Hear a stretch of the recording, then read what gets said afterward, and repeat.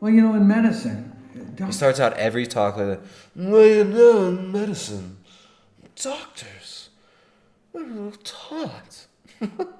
doctors just aren't taught about the power. I like that they cut right at the bottom of his chest so you don't get to see that beautiful bulbous bubble gut.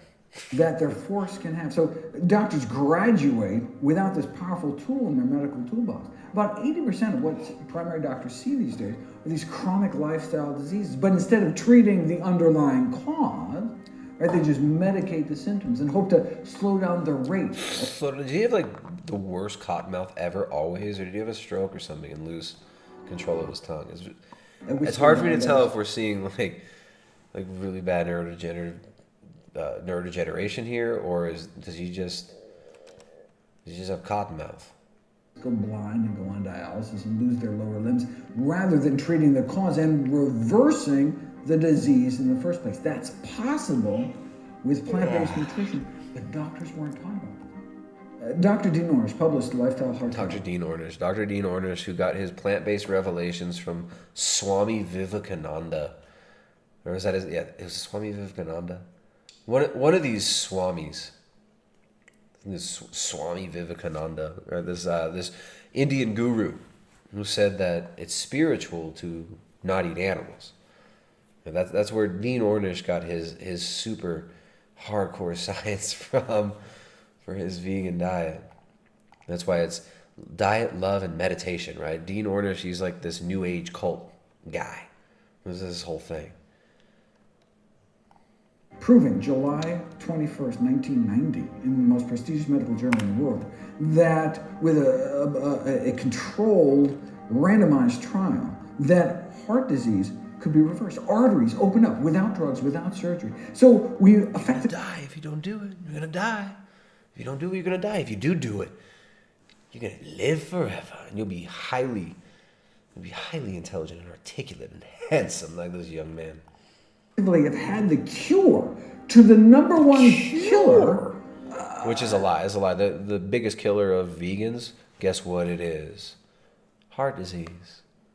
Heart attacks. Vegans still die of heart attacks. And guess what? People who have low cholesterol, according to the studies, the science, people who got low cholesterol die more of heart attacks, and they still get heart attacks at about the same rate. But they die more from them. And they die more from all causes.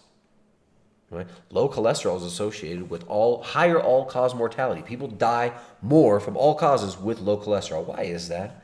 Why is low cholesterol also associated with more risk-seeking behavior and violent behavior?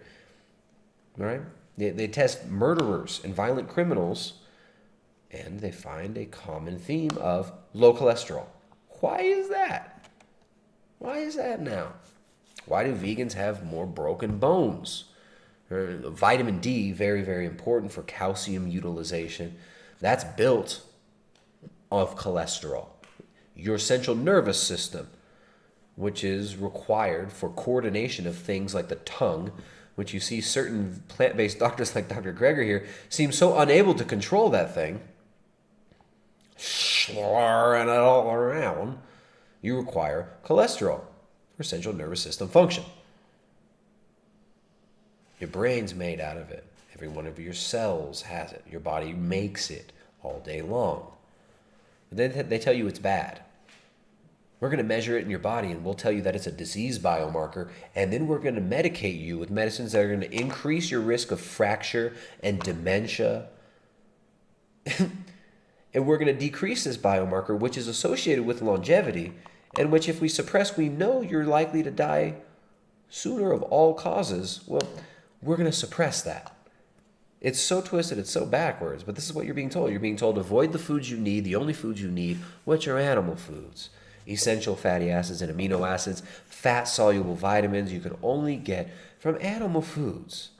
And they tell you, no, instead focus on our plant-based powders. We'll give you powders, eat a variety of monocropped plants, and then you'll be so healthy if you eat our high markup, mass-produced kibble. since 1990. Yet to this day, hundreds of thousands of men and women continue to needlessly die from what we learned decades ago was a preventable, arrestable, reversible condition. If that's all a plant-based diet can do, reverse the number one killer of men and women. And it can't do that. It can't do that. It does not do that. Shouldn't that No, but it's just simply not true. Gollum. be default diet until proven otherwise? And the fact that can also be so effective. Look at it. If you get it muted and you look at this guy. This looks like a video. You know, the video title could be "Manic Schizophrenic Pontificates Alone into a Camera." This looks like a schizoid, a schizo mental patient trying to convince the doctor that he's actually the doctor, and to take off her blouse. Right? It's like, I am the doctor. I am the doctor. Concept that, food is just fuel. And calories a calorie. So 100 calories of carrots is the same as 100 calories of Coca-Cola, which is the same, right? It's just fuel, right? Nothing beyond that. Whereas it's the opposite. It is the greatest exposure of our bodies to the external environment. When we have a few square feet of skin exposed to the environment, our lungs actually stretched out. Actually, we get quite almost a tennis court with all the little folds, but our gut is even more with all little tiny folds. It's our greatest exposure, not just day after day, 3 times a day. Look what he's about to pour into his gut. Look at this picture. They're putting these photos like these are supposed to inspire us to be more healthy. This dude looks like he's making this guy's making a colitis smoothie right now. This dude looks like you look like ulcerative colitis incarnate. Dr. Greger. Dr. Greger is making an ulcer smoothie right now. Our external environment. So all the toxins that we're exposed to, it's really what we eat that's more important than what we're breathing or what we're physically touching. And so that's why it's critically important to do that. Low in pollutants, which are particularly polluting the aquatic food chain. So the highest levels of dioxins and PCBs and toxic chemicals. Bad. All the bad stuff. In the fish and seafood, all the mercury from all the coal plants in China eventually settles down into the sea. I mean, everything eventually flows down to the sea. Basically, our ocean. But then he tells you should eat kelp and seaweed too. Our humanity's sewers. Yes. According to the Global Burden of Disease Study, the largest study of human risk factors for disease in history, funded by the Bill and Melinda Gates Foundation, the number one cause of death in these United States is the American diet. Bumping smoking to number 2. Now cigarettes only kill about 500,000 Americans every year, whereas our diet kills many, many more. So if most deaths are preventable related to nutrition, then obviously... This is music. This manic, malnourished shell of a man, wildly gesticulating, manically mouthing a bunch of nonsense with some inspirational music. This is who the hell watches this video and gets convinced to go vegan? Who looks at Dr. Greger and goes vegan? Obviously, nutrition is the number one thing taught in medical school, right? I mean, it's obviously... You look at that and think like health and vitality and virility. That's what you look at. You think like, I want to be that. I want to be you. I want to be on you. I want to be you, Dr. Greger. Like, who's inspired by this? The number one thing our doctor talks about That's one of the most frightening pictures I've ever seen. That is so frightening. I need a screen grab of that. That is so frightening. Look at this like demonic glee in this guy's like, it's like he looks like he's evil cackling at you after saying something disgusting. About it every single visit, right? How can there be this disconnect between the science and the practice of medicine, right? Well, all one has to do is a little thought experiment. Go back to the 1950s. Right? Imagine yourself a smoker in the 50s. The average per capita cigarette consumption, 4,000 cigarettes a year. The average person walking around smoked half pack a day. Right? The government was telling people to smoke. The medical profession. And the cancer rates were still lower back then than they are now. Isn't that crazy? The cancer rates back then were still way lower. The per capita cancer rates still way lower at the peak. At the peak of cigarette consumption. What was that? 1965, 66. The peak. Cancer rates still way lower than they are now. Now with everybody eating all the toxic sludge, plant-based substitutes, eating the margarine, having the canola oil, the soy oil, all the corn-based foods. Now, we've got higher cancer rates. So, what is this? What is this? Why are the cancer rates higher now with people smoking far less cigarettes? The diet is now more plant-based. People are consuming less beef per capita in the United States than they were back then. They're eating less meat in general and more plants in general. The standard American diet is about 70% plant foods.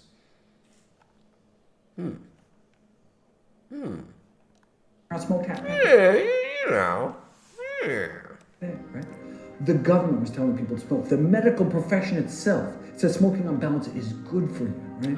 So smoking was normal. Most physicians smoke cigarettes. The AMA And the cancer rates were still way lower. What the hell is this?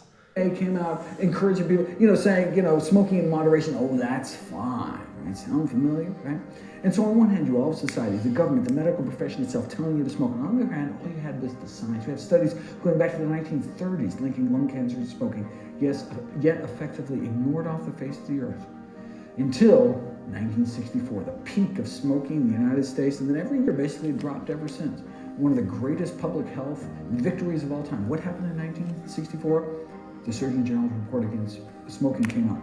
Just this public acknowledgement by the powers that be that smoking is linked to lung cancer. It took more than 7,000 studies before the first Surgeon General's report against smoking came out. You think maybe after the first 6,000, so could have given people a little heads up or something? Powerful industry, right?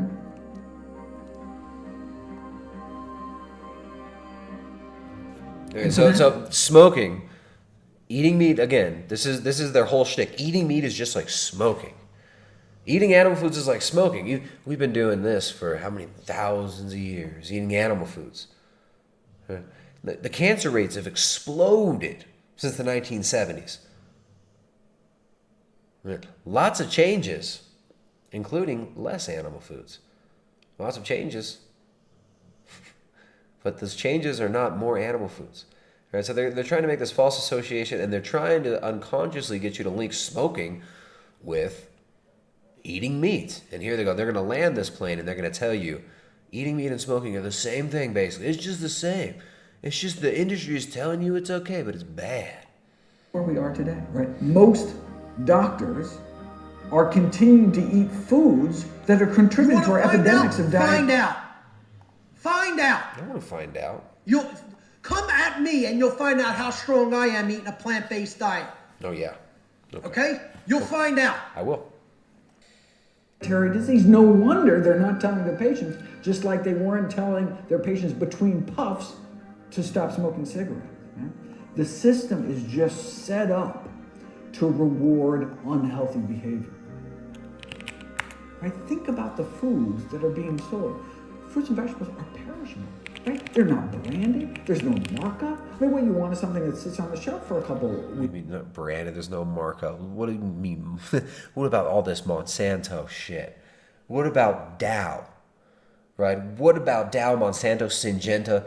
All these huge GMO giants that have patented these foods, right? That have mechanized the production of this cheap, shitty, low nutrition plant food. What do you mean? That's some of the best markup. That's some of the best profit right there for these companies. Is these cheap, low nutrition, shitty plant foods. Huge profits, dude. Huge profits. Why do you think the Bill and Melinda Gates Foundation is funding studies that will then lead to the justification of influencing dietary policy and thus planetary health. Why do you think they're so interested in that? Right? Great for shelf life, not good for humandom. Until the system changes. Until society catches up to the science, we have to take personal responsibility for our own health, for our family's health. We can't wait because it's a matter of life and death.